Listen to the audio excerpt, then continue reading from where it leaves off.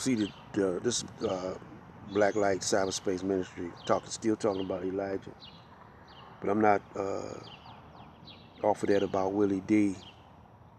You know, he's still attached to this system because, you know, you got to go to the Caucasian to get a break in the music industry. See, I know about the music industry because I was aspiring to be a recording artist and a performer. But when I seen how the music industry is, how they change who you are, you know, whereas you'll do anything to make it. Well, I seen that's across the board, you know, to be rich and famous or to have power, you know, you're going to have to do some things, you know, there's some things you don't want to do, you know.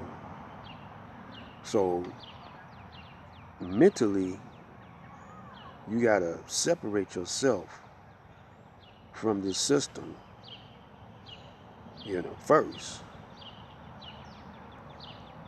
You know, but you got to know who you are. And that's the role that Elijah, he was trying to give us a thorough history of ourselves because he knew that the Caucasian, not the everyday average Caucasian, I'm talking about those intellect scholars, Caucasian scientists, they hijacked our history, you know. And when they came over in this country, the Indians taught them how to live, survive over here, showed them where all the gold was at, all the silver, precious metals. And look where the Indian is at today, boxed in on a little reservation. Now he's over in Africa, exploiting Africa the same way. You know, but Africa is so big, it's not a country, it's a continent. You know, which this was at one time, a continent. You know, because you got Canada, South America, and North America. All that's America. And you talking about a continent. And well, he's over in Africa. Africa is so much bigger than it over here that it's gonna take him longer. So he's sending out diseases and you know, dividing and conquering. Now this is what my beef is with Brother Seti. Because you beefing with brothers because, you know, your scholarship over scholarship.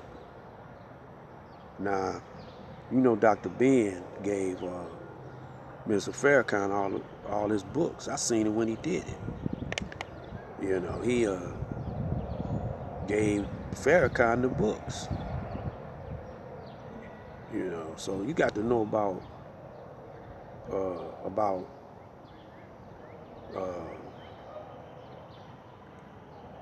it's some knowledge that is never gonna be put in books.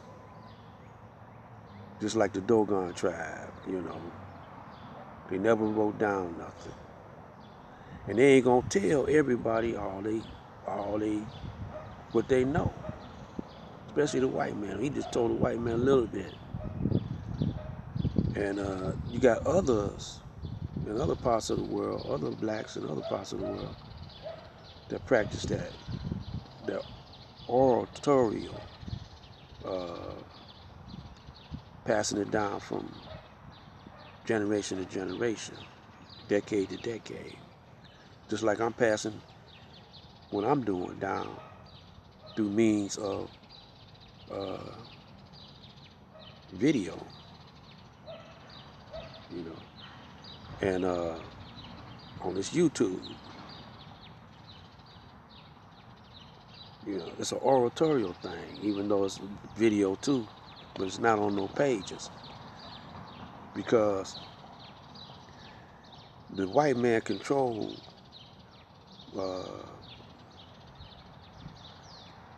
for the most part, publication.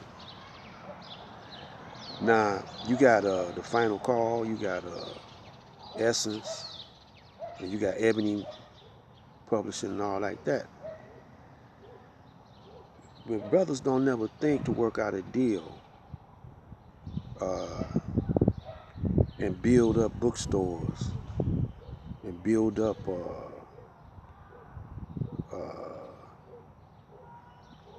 overseas transportation of books, you know. And that's one thing Elijah did. He went and got resources from, especially when he was selling the fish, from Peru. And he was all over there in Japan, all over there in the Middle East, all over in Africa. Them brothers know Elijah, you know. Mr. Farrakhan, he done built up mosques over there. And he inherited those connections from Elijah. Muhammad Ali was one of the main sources that went over there due to his popularity and his fame as being the heavyweight champ of the world. Now that's what the United States do. They take entertainers, because entertainers could go over in other countries and gather up information and bring it back to the United States government. You see, I recognize that too. So like Elvis Presley and all like that, they turn them into agents, you know, and they get them trapped into that secret boule order that they got, and that's how they do. And you can believe that just about all the groups, the black groups they got, the organizations they got, that the CIA done bought them out.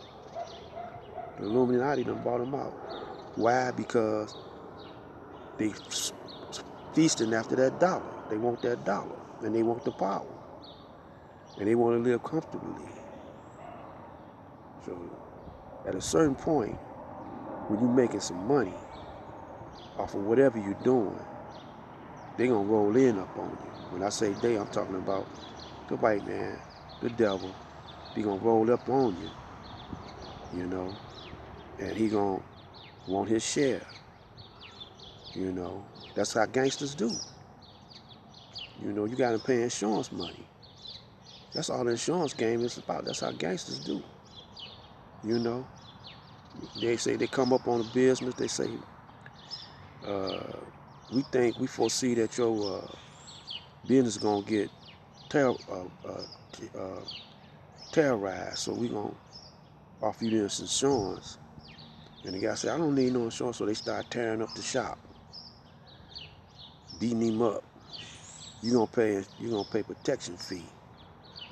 That's insurance, you know. So they made a hustle out of that across the board for your car, your house, your life, you know. It's deep, man. Y'all ain't woke up yet, though. So y'all still want to be a part of the system because of the money, you know. See, that's why they killed Gaddafi, because he had his own money system. He separated himself from the system of the Babylon, United States. You see. So, you know, Elijah showed you how it was done in the midst of that.